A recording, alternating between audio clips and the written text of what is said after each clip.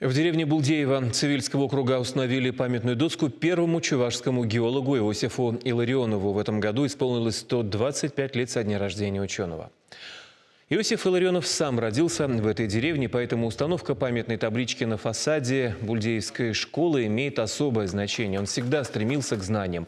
В 11 лет пошел в школу, которую только открыли на селе. Окончил геологический факультет Московского госуниверситета. Еще будучи студентом, организовал разведку фосфорита в Урнарском округе. Впрочем, нет ни одного муниципалитета, где бы именитый геолог не бывал. Он создал геологическую карту республики и исследовал месторождения полезных ископаемых. Еще в прошлом столетии Иосиф Илларионов говорил, что нефть в регионе искать бессмысленно.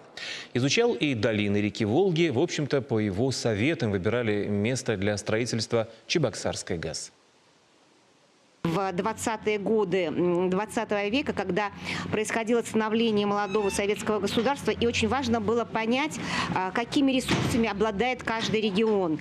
Иосиф Кузьмич начинает свою геологическую деятельность именно в Чувашской республике, потому что он отсюда родом. И его такая тяга к познанию привела к тому, что человек буквально из сельской глубинки стал выдающимся ученым на уровне России. Проект по установке памятных табличек выдающимся ученым, географам, экологам инициировало Русское географическое общество. Летом таким образом почтили память основателя кафедры географии в Чувашском госуниверситете Емельяна Арчикова. Это вторая по счету мемориальная доска. Иосиф Кузьмич опубликовал 8 книг и монографий, более 70 научных статей, которые до сих пор не теряют своей актуальности.